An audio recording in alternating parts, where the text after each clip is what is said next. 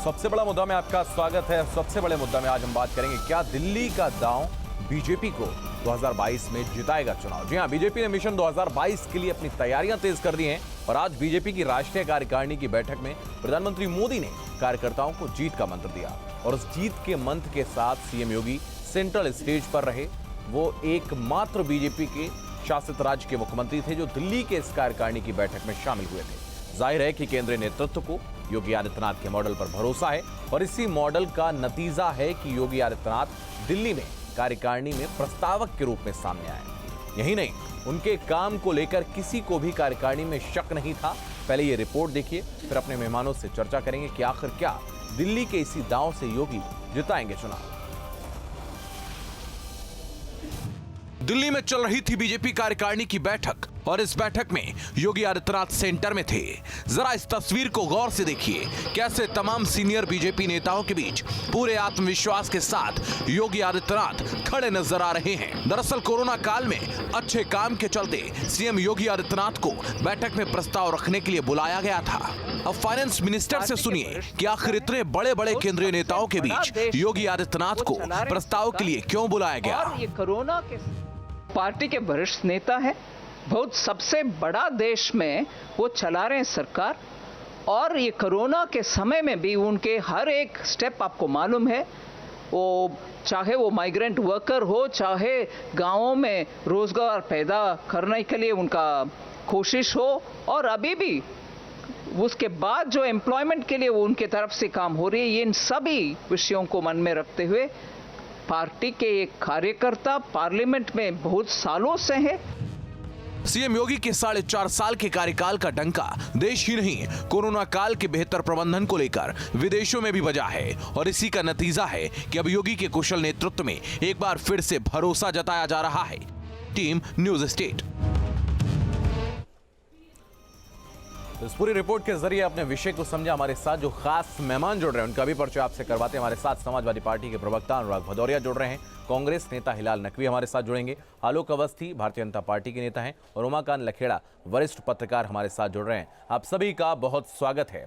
सबसे पहले अनुराग भदौरिया, मैं आपके पास आऊंगा और यही जानना चाहूंगा कि जिस तरीके से योगी आदित्यनाथ को इनके केंद्रीय नेतृत्व ने स्वीकारा है, इन्होंने जिन विषयों पर चर्चा की उस पर एकमत होकर सबने सहमति जताई है, तो क्या भारतीय जनता पार्टी की रणनीति 22 के महासमर में उनके साथ खड़ी नजर आएगी और उनको विजयश्री दिलाएगी?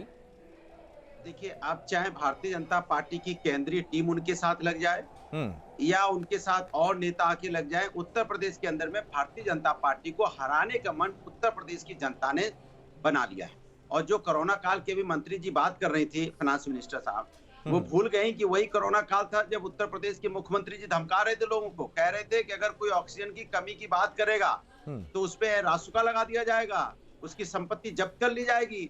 तब सर्वोच्च न्यायालय ने बोला था आप इस तरह की बात नहीं कर सकते, किसी को अगर सिलेंडर की ऑक्सीजन की जरूरत है तो मांगेगा, नहीं तो करेगा क्या। और आप मुकदमे कर रहे थे लोगों पे। लेकिन WHO ने तारीफ की थी योगी आदित्यनाथ की। तो वही तो मैं कह रहा हूँ, यही तो तारीफ बता रहा हूँ ना। ये तारीफ है क्या? नहीं, जिस तरीके से इतना बड़ा प्रदेश, अनुराग भदौरिया, इतना बड़ा प्रदेश और कोविड के दौर में जब समस्याएं खड़ी थी, निश्चित रूप से खड़ी थी, लेकिन जिस तरीके से सरकार ने उस वक्त कदम उठाए, लड़ा था पूरा राज्य कोविड से और उबर के खड़ा हुआ, तो उसकी तारीफ तो विदेशों तक भी हुई है। हाँ, वह विदेशों में हुई ना, लेकिन उन्होंने माने भारतीय जनता पार्टी अपने ही सांसद और विधायकों से पूछ लेती, जो चिट्ठी लिख रहे थे, जो आज केंद्रीय मंत्री भी हैं, कौशल किशोर, वो भी चिट्ठी लग रहे थे, गंगवार जी भी केंद्रीय मंत्री चिट्ठी लग रहे थे कि ऑक्सीजन की वजह से हमारे यहाँ मौतें हो रही हैं, ऑक्सीजन की कमी है, व्यवस्था ठीक नहीं है।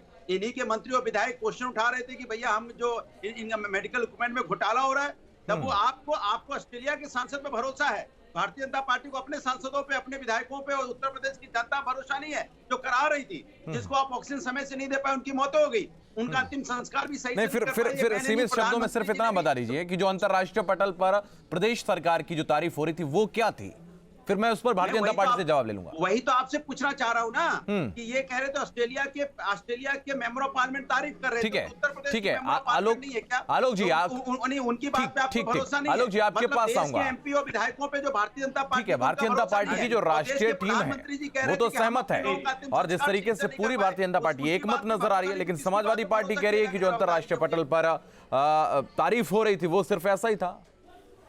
मैं तो आपसे कह रहा हूँ कि कि इनके विधायक को सांसद अब जवाब ले गर्व लेते की हैं। बात है और गौरव की बात है कि भारतीय जनता पार्टी की उत्तर प्रदेश सरकार के हमारे जो मुख्यमंत्री हैं आज योगी आदित्यनाथ जी, अनुराग जी जवाब ले लेते हैं, फिर आते हैं आपके पास। नोच रहे हैं अनुराग जी फिर से आते हैं आपके नॉन पास। स्टॉप बोलेंगे तो नहीं आप बोलिए, आलोक जी बोलिए, आप बोलिए, आप बोलिए। अखिलेश यादव की पार्टी का काम ही है अराजकता फैलाना, यहाँ पे अराजकता फैलाना। अनुराग जी वो भी सुन रहे थे, उनको सुन लीजिए। यहाँ पे भी कर अनुराग रहे जी हैं, सुन लीजिए।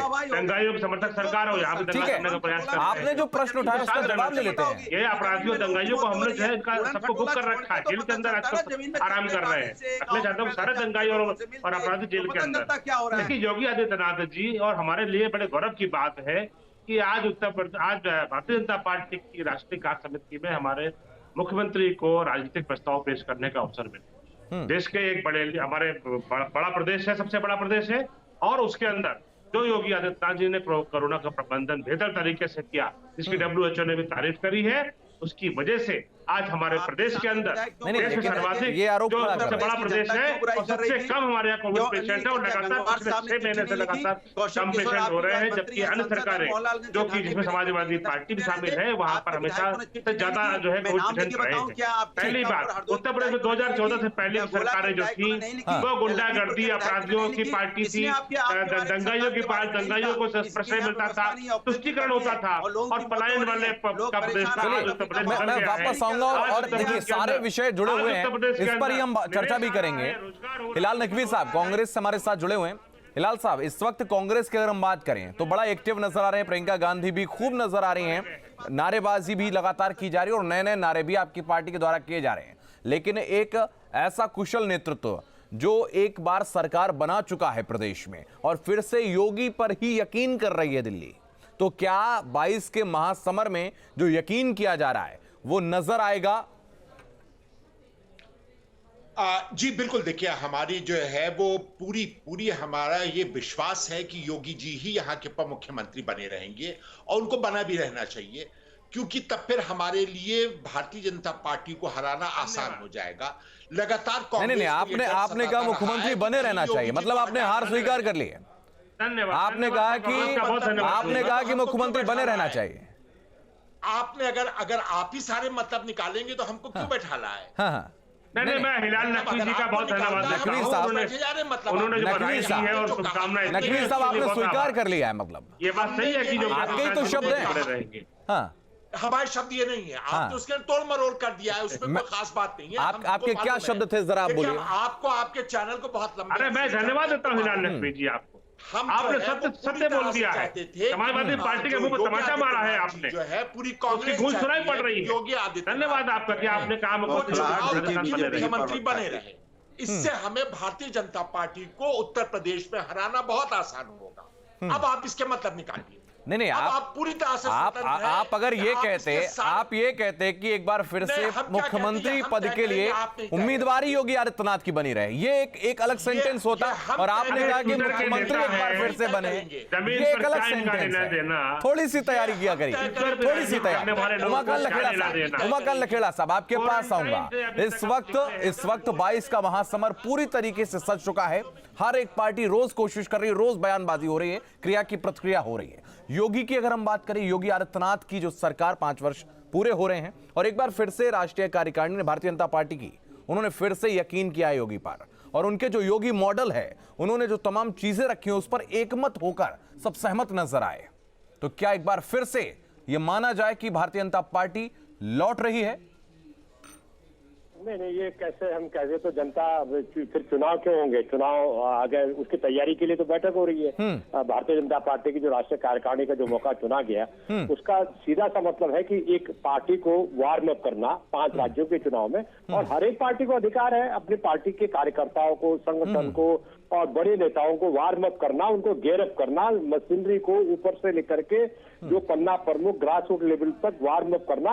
ये तो जनता जनार्दन तय करती है कि भाई उनको चुनाव में सफलता मिलेगी कि नहीं मिलेगी। और दूसरी बात यह है कि देखिए, उत्तर प्रदेश एक समस्याग्रस्त राज्य है, इसमें कोई शक नहीं है कि तमाम तरह की समस्याओं से उत्तर प्रदेश घिरा हुआ है।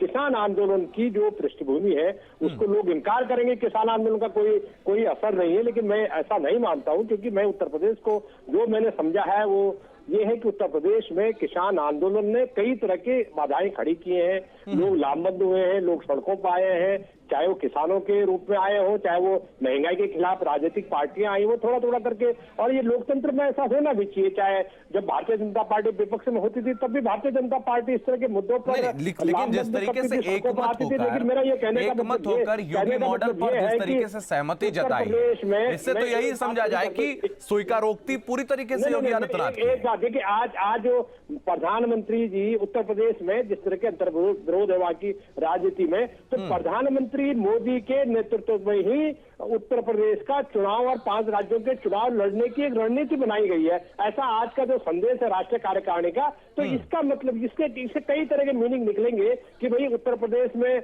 योगी जी को भी बैलेंस करना है, भारतीय जनता पार्टी के भीतर जो आंतरिक अंतर्विरोध है उभर रहे हैं उनको भी संतुलित करना है। तो प्रधानमंत्री मोदी का जो आज की कार्यकारिणी की बैठक में जो महिमा मंडन और उनको एक लार्जर देन लाइफ के रूप में इस्तेमाल किया और सर्वोच्च नेता भारतीय जनता पार्टी के रूप में पेश किया गया, जाहिर सी बात है कि वोट मांगने के लिए भाजपा उन्हीं के पास जाएगी जैसे 2017 में गई थी। ऐसा मैं मानता हूं। तो घूम फिर के हम 2017 पर खड़े हैं आज की तारीख में। जी ठीक है, देखिए तो 2017 से लेकर 22 तक बहुत सारी चीजें बदल चुकी हैं और बहुत सारे मुद्दे बदल चुके हैं, नए मुद्दे भी आ गए। अनुराग जी, आपके पास मैं आऊंगा। भारतीय जनता पार्टी ने तो स्पष्ट कर दिया है, लेकिन आपकी पार्टी की अगर हम बात करें जो 2017 में और उससे पहले जो आप सरकार में थे, उस दौरान चाचा भी साथ में थे और सारी स्थितियां अलग थीं, आजम खान भी थे। आज स्थितियां बिल्कुल अलग हैं। चाचा भी अभी पूरी तरीके से आपके साथ नहीं आए, लेकिन बातचीत हो रही है और लगातार आप दोनों की तरफ से, चाहे प्रगतिशील समाजवादी पार्टी हो या समाजवादी पार्टी हो, दोनों की तरफ से स्पष्ट किया जा रहा है कि साथ चुनाव लड़ेंगे।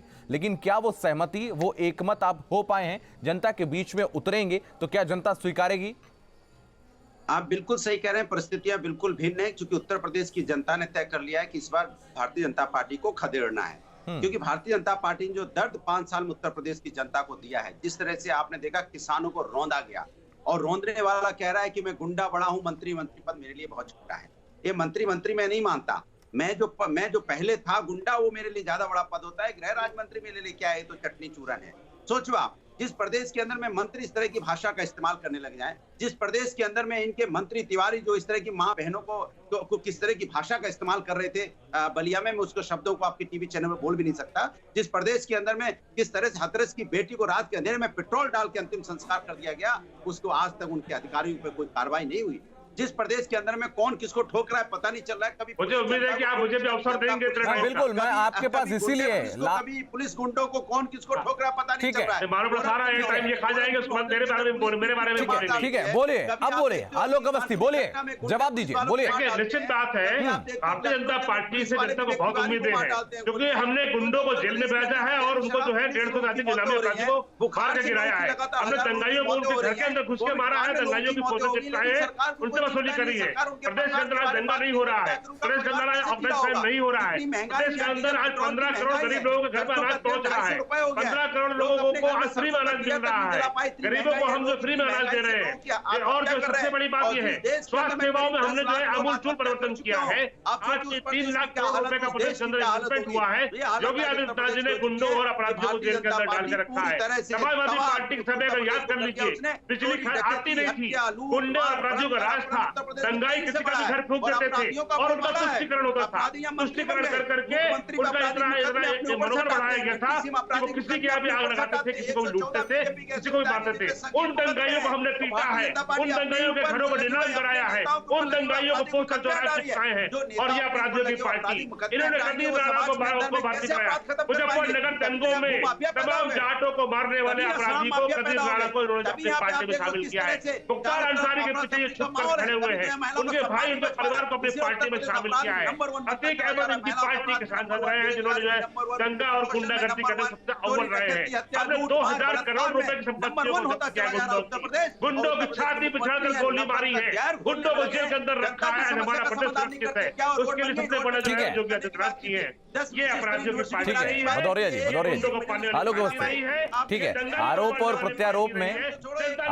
प्रत्यारोप में जो जायज मुद्दे हैं, जिन विषयों पर चर्चा होनी चाहिए, वो कहीं ना कहीं दब जाते हैं और आपसी आरोप प्रत्यारोप में स्थितियां बिल्कुल अलग हो जाती हैं। लखेड़ा साहब, आपके पास आता हूं और प्रश्न यही है कि एक दूसरे पर आरोप शुरू हो जाते हैं, प्रत्यारोप शुरू हो जाते हैं। जिस सरकार ने किया, अगली सरकार ने क्या किया, उन बातों पर चर्चा होने लगती है।